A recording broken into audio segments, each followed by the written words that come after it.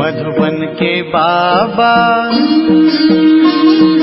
मधुबन के बाबा मुरली वाले, आपका क्या कहना,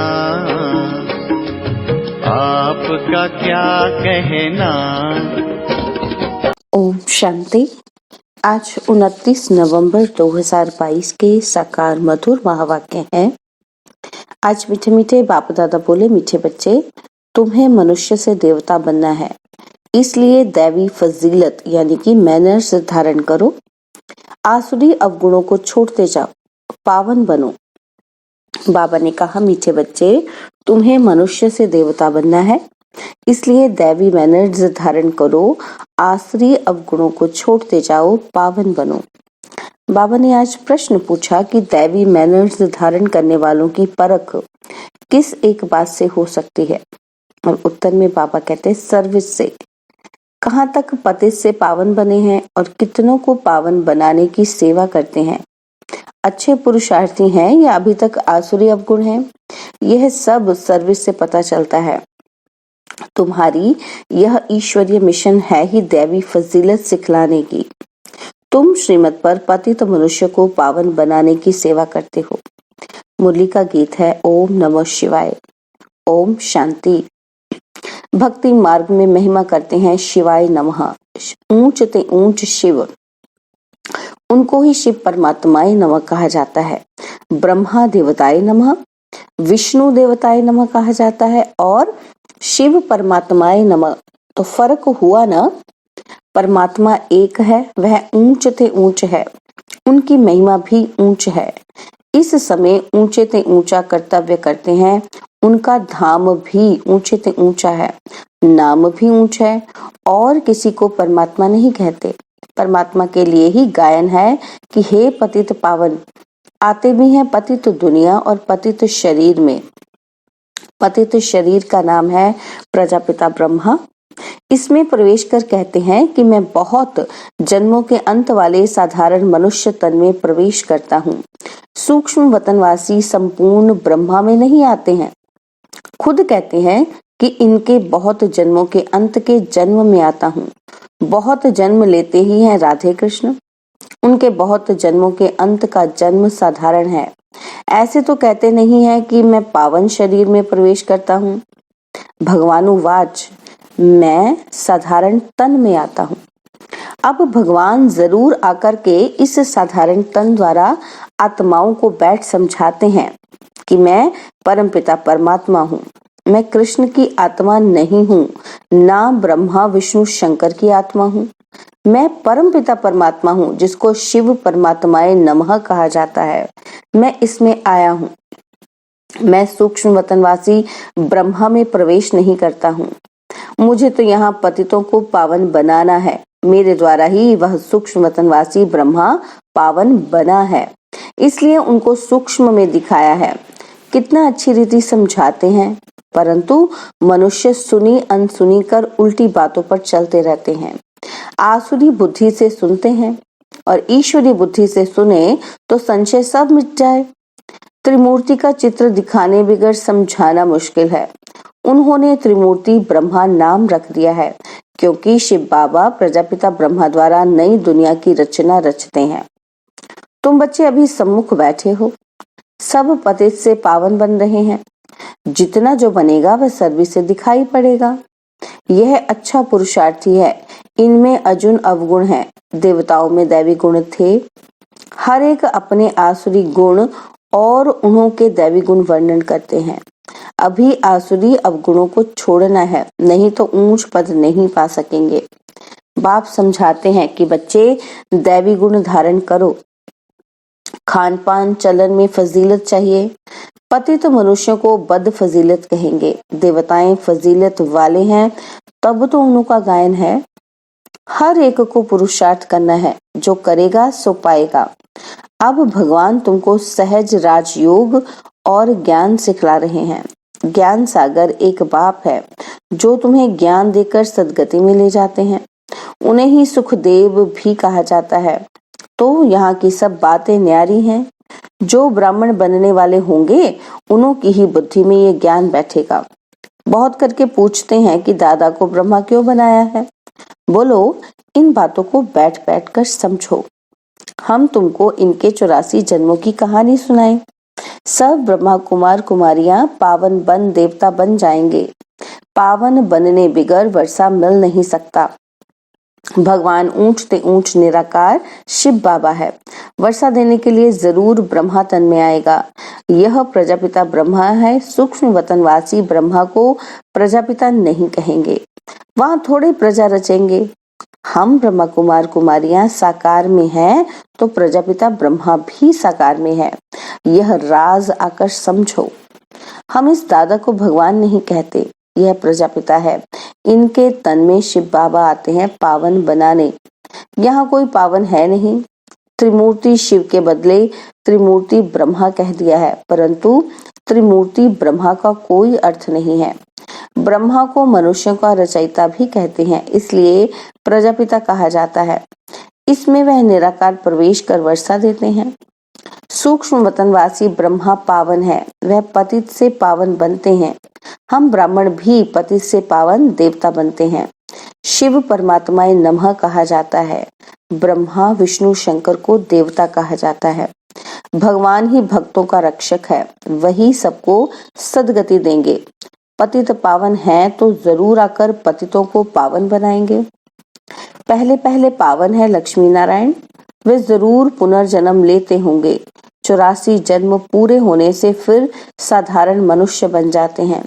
उनमें फिर बाप प्रवेश करते हैं, तो यह व्यक्त ब्रह्मा, वह अव्यक्त ब्रह्मा। सूक्ष्म वतन में सृष्टि नहीं रची जाती है। अक्सर करके लोग इस बात पर मूंझते हैं, तो तुमको समझाना है। बाप कहते हैं, मैं बहुत जन्मों अर्थात 84 जन्मों के अंत के जन्म में प्रवेश करता हूँ। भारत में पहले देवी देवता आए, फिर वह पिछाड़ी में हो जाएंगे, फिर पहले वाले वही जाकर देवी देवता बनेंगे। विराट रूप का चित्र भी जरूर होना चाहिए। बच्चों ने अर्थ सहित बनाया है। ब्राह्मण चोटी, देवता सिर, क्षत्रिय भुजाएं, वैश्य पेट, शूद्र पैर। शूद्र के बाद फिर ब्राह्मण। वर्णों का भी चक्र हुआ ना, तो यह भी समझना और समझाना है। बाबा ने बहुत बार समझाया है कि अखबार में पढ़ता है कि फलाना स्वर्गवासी हुआ, तो उनको चिट्ठी लिखनी चाहिए कि स्वर्गवासी हुआ तो जरूर नरक में था, और अब है ही नरक तो जरूर पुनर्जन्म नरक में लेंगे। अगर स्वर्ग में गया फिर तुम उनको बुलाकर नरक का भोजन क्यों खिलाते हो? तुम रोते क्यों हो? परंतु इतनी बुद्धि नहीं है जो समझें कि स्वर्ग की स्थापना तो बाप ही आकर करते हैं, राजयोग सिखलाते हैं। तुम ब्राह्मण संगम पर बाप से वर्षा ले रहे हो, बाकी सब है कलयुग में। संगम पर आत्मा परमात्मा मिल रहे हैं। इनको कुंभ का मेला कहा जाता है। तुम ज्ञान गंगाएं ज्ञान सागर से निकली हो। भक्ति में समझते हैं कि गंगा में स्नान करने से पावन बन जाएंगे। पावन बनाना तो तुम्हारी मिशन का कर्तव्य है। यह है ईश्वरीय मिशन। तुम ही पतित मनुष्य को पावन देवता बनाते हो। श्रीमत पर श्री कृष्ण पतित पावन नहीं है, वह पूरे 84 जन्म लेते हैं। पहले हैं लक्ष्मी नारायण, फिर अंत में ब्रह्मा सरस्वती, आदि देव आदि देवी बनते हैं। अभी ये बातें किसने समझाई? शिव परमात्मा नमः गाते भी हैं कि हे परमपिता परमात्मा, आपकी गतमत सबसे न्यारी है। वह श्रीमत देते हैं गति के लिए। गति और सदगति, दुर्गति वालों की सदगति करने वाला। उनकी श्रीमत सब मनुष्यों से न्यारी है। बाकी भक्ति मार्ग है घोर रात्रि, आधा कल्प है ज्ञान दिन। शिव बाबा कहते हैं कि मैं अंधियारी रात में आता हूँ, रात को दिन बनाने। यह ज्ञान एक ही ज्ञान सागर शिव बाबा के पास है। ऋषि मुनि आदि सब कहते आए हैं कि परमात्मा बेअंत है। बाप को नहीं जानते तो गोया नास्तिक ठहरे। आधा कल्प है नास्तिक, आधा कल्प है आस्तिक। तुम अब बाप को, बाप की रचना के आदि मध्य अंत को जानते हो, और कोई नहीं जानते। इसलिए कहा जाता है निधन के अनेक धर्म अनेक मतें हो गई हैं। अब बाप कहते हैं इस पुरानी दुनिया का संन्यास करना है, याद करना है शांति धाम और सुख धाम को। जितना याद करेंगे उतना ऊंच पद पाएंगे। ग्रस्त व्यवहार में भल रहो, सिर्फ पवित्र बनो। धंधे बिगड़ ग्रस्त कैसे चलेगा? सिर्फ पवित्र बनना है और बाप को याद करना है। बाप कहते हैं, मैं सुनार भी हूँ। तुम्हारी आत्मा और शरीर दोनों ही पतित हैं, इसलिए तुम्हारी आत्मा जब पावन बने तब फिर शरीर भी पावन मिले। सच्चे सोने का जेवर भी ऐसे बनेगा ना। अब तो आत्मा और शरीर दोनों ही आयरन एज्ड हैं। फिर पावन बनाने की युक्ति बाप बताते हैं, इसलिए कहते हैं तुम्हारी गतमत श्रीमत सबसे न्यारी है। अभी तुम जानते हो यह सदगति का रास्ता कोई बतला नहीं सकते हैं। गायन होता है तो जरूर कुछ करके गए हैं। अभी कलयुग है, फिर सतयुग होना है। संगम पर तुम बैठे हो, तुम ब्रह्मावंशी ब्राह्मण हो। कमल फूल सम पवित्र रहते हो। तुम्हारी माया के साथ युद्ध है। माया से ही कई फेल हो जाते हैं। काम का घूसा जोर से लगता है। बाबा कहते हैं खबरदार रहो, अगर गिरा तो फिर किसी को कह नहीं सकेंगे कि काम महाशत्रु है। बाप कहते हैं फिर भी पुरुषार्थ करो। एक बार हराया, दूसरी बार हराया, फिर अगर तीसरी बार हराया तो खत्म, पद भ्रष्ट हो जाएगा। प्रतिज्ञा की है उस पर पूरा रहना है। प्रतिज्ञा कर फिर पतित नहीं बनना चाहिए, परंतु सब तो प्रतिज्ञा पर कायम नहीं रहते हैं, गिरते भी रहते हैं, फिर कोई बाप को छोड़ भी देते हैं। बहुत भागने वाले भी हैं। अंत में तुमको पूरा साक्षात्कार होगा कि कौन क्या बनेंगे। पुरुषार्थ पूरा करना चाहिए। जो दुख देते हैं वे दुखी होकर मरते हैं। बाप तो सबको सुख देने वाला है। तुम्हारा भी काम है सबको सुख देना। कर्मणा में भी किसी को दुख दिया तो दुखी होकर मरेंगे। पद भी भ्रष्ट हो जाएगा। बेहद के बाप के साथ पूरा फर्मा बरदार वफादार होकर रहना है। अच्छा, मीठे मीठे सिक्किलदे बच्चों प्रति माता पिता बाप दादा का याद प्यार और गुड मॉर्निंग। रूहानी बाप की रूहानी बच्चों को नमस्ते। हम रूहानी बच्चों की रूहानी बाप दादाजी को दिलवा जान सिकवा प्रेम से नमस्ते। ओम शांति। प्यारे बाबा, मीठे बाबा, मेरे बाबा, शुक्रिया बाबा, शुक्रिया बाबा, शुक्रिया बाबा। धारणा के लिए मुख्य सार है। पहला पॉइंट है, बाप के साथ वफादार फरमाबरदार होकर रहना है। कभी किसी को दुख नहीं देना है। बाप से पूरा वर्षा लेने के लिए पवित्र बनने का पुरुषार्थ करना है। काम की चोट कभी नहीं खानी है, इससे बहुत सावधान रहना है। बाबा ने वरदान दिया, मालिकपन की स्मृति से शक्तियों को ऑर्डर प्रमाण चलाने वाले स्वराज्य अधिकारी भव। मालिकपन की स्मृति से शक्तियों को ऑर्डर प्रमाण चलाने वाले स्वराज्य अधिकारी भव। बाप द्वारा जो भी शक्तियां मिली हैं उन सर्व शक्तियों को कार्य में लगाओ। समय पर शक्तियों को यूज करो। सिर्फ मालिकपन की स्मृति में रहकर फिर ऑर्डर करो तो शक्तियां आपका ऑर्डर मानेंगी। अगर कमजोर होकर ऑर्डर करेंगे तो नहीं मानेंगी। बाप दादा सभी बच्चों को मालिक बनाते हैं, कमजोर नहीं। सब बच्चे राजा बच्चे हैं, क्योंकि स्वराज्य आपका बर्थ राइट है। यह बर्थ राइट कोई भी छीन नहीं सकता। स्लोगन है, त्रिकालदर्शी स्थिति में स्थित रहकर हर कर्म करो तो सफलता मिलती रहेगी। त्रिकालदर्शी स्थिति में स्थित रहकर हर कर्म करो तो सफलता मिलती रहेगी। ओम शांति।